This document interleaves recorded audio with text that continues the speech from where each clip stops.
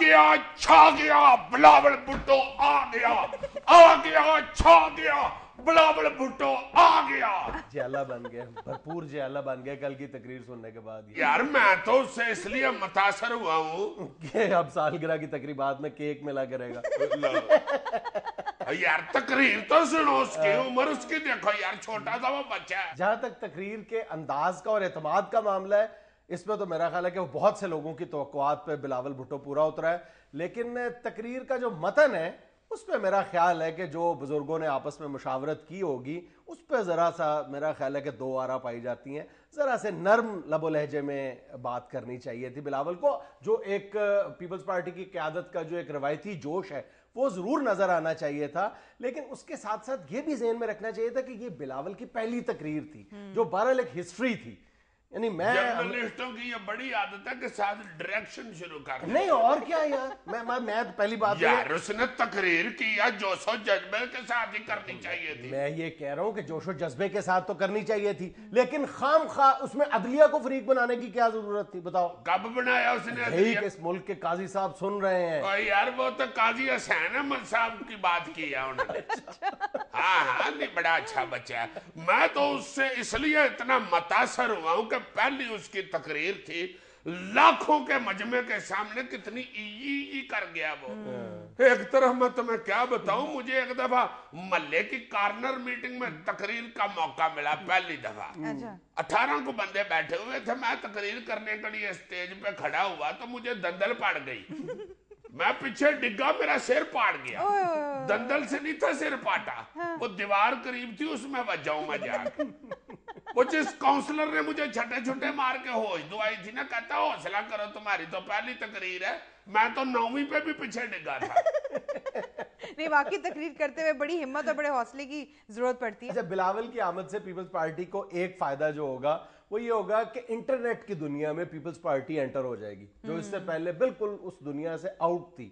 اب تمہیں فیس بک پہ، ٹویٹر پہ پیپلز پارٹی کی ریپرزنٹیشن جو ہے وہ نمایاں انداز میں نظر آئے گی۔ اب پہلے تو انٹرنیٹ میں میرا خیال ہے پیپلز پارٹی کی صرف کیک کھانے کی ہی ویڈیو پڑی ہوئی ہیں، جس میں وہ کھاتے کاٹے اور لگاتے زیادہ۔ ویسے بلاول بھٹو کو بھی سیاست میں کئی نئے چہروں کے ساتھ کمپیٹ کرنا پڑے گا۔ ہاں جی بے شمار ہیں، حمزہ شہباز ہے، وہ مریم نواز آ گئی ہیں، وہ مونس الہی ہیں، اور اب بلاول صاحب بھی آ گئے۔ ہاں کافی سارے چھوٹے صاحب آ گئے ہیں سیاست میں۔ بس میرا پرابلم یہی ہے، خواہ اس کو دقیانوسی اپروچ کہا جائے، کنزرویٹو کہا جائے، جو بھی ہے، مجھے یہ جو مروسی سیاست کا کلچر ہے یہ ہضم نہیں ہوتا۔ جتنے بھی چھوٹے صاحب ہیں، چاہے وہ مطلب سونے کے پانی سے نہا کے آ جائیں، میرے لیے یہ مطلب قابل گوارا نہیں ہے۔ کوئی بھی نئی قیادت صرف اس بنیاد پر آئے، اگر اپنی صلاحیت کی بنیاد پر آتی ہے تو پھر تو ٹھیک ہے، لیکن صرف ایک یہ نہیں وجہ کہ وہ پہلے سے موجود پارٹی لیڈر کا بیٹا ہے، صرف بلاول کی، کوئی بھی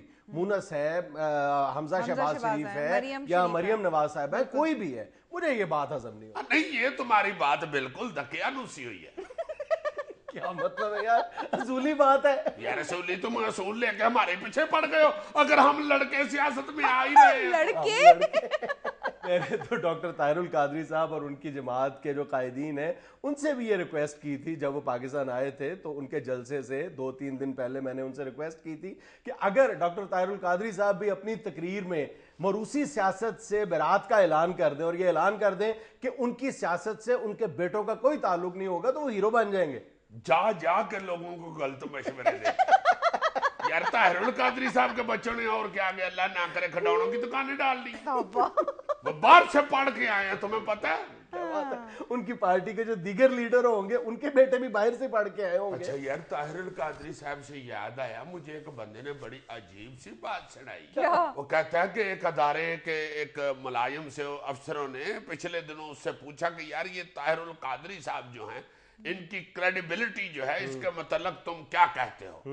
اس نے کہا کہ سر ان کی جو کریڈیبلٹی ہے اس کے لیے میں ذاتی طور پہ تو کہوں گا کہ اچھی ہے۔ ویسے میں آپ کو ایک واقعہ یاد کرا دوں کہ جب مشرف صاحب نوے آئے تھے تو اس وقت ایک انہوں نے پریس کانفرنس کی تھی طاہر القادری صاحب نے. اس وقت یہ بڑی افواہ انہوں نے پھیلائی تھی کہ جی مشرف صاحب جو ہیں انہوں نے ان کو وزارت عظمیٰ کی آفر کی ہے. تو کہتی ہیں جی کہ وہ کر رہے تھے پریس کانفرنس ایک طاہر القادری صاحب, تو ان کے ایک پیچھے سے بندے نے آ کے کہا کہ سر سوری یہ ٹیلی فون آیا ہے. تو انہوں نے بلند آواز سے پوچھا کس کا فون ہے, تو اس نے بھی مائک تک کی بلند آواز میں کہا کہ سر مشرف صاحب کا فون ہے. تو کہتے ہیں سوری جی, تو وہ پکڑ کے فون جلدی سے ادھر چلے گئے. تو کچھ دیر کے بعد واپس آگے مائک کے آگے بیٹھ کے کہتے ہیں بس وہی مشرف صاحب فون کر رہے تھے, میں معافی چاہتا ہوں, وہی بات جو چل رہی ہے وزارت عظمیٰ والی میرے ساتھ, تو اس پہ لیے بار بار فون کر رہے ہیں. تو وہ پریس کانفرنس میں سے ایک بندے نے ہاتھ کھڑا کر کے کہا قادری صاحب میں معافی چاہتا ہوں جناب, اس وقت ٹیلی فون سارے پاکستان میں بند کیا گیا ہوا ہے, جام ہے. اس وقت رحمان ملک صاحب کے بغیر ہی جیم کر دیا تھا. بہت اچھے, تمہارا کیا خیال ہے شروع سے ملک صاحب ہی جیم کر رہے ہیں. اچھا تو قادری صاحب نے کیا کہا؟ قادری صاحب کہتے ہیں کہ نہیں یہ وہ عام فون نہیں ہے, میرے پاس سپیشل فون ہے. تو وہ اس بندے نے آگے کہا جی وہ سیٹلائٹ والا جو فون ہوتا ہے وہ دوسرا ہوتا ہے, یہ آپ کے پاس عام ہی ہے. اچھا آپ کیا بات کر رہے تھے, آج کل عام کتنے کے کلو ہو گئے ہیں؟ یہ واقعہ اس نے اگے سے سنا دیا. مگر اس وقت دوڑ جو ہے نا, یہ بلاول صاحب بھی جو آئے ہیں الیکشنوں کے لیے دوڑ بڑی ٹکامی لگ رہی ہے.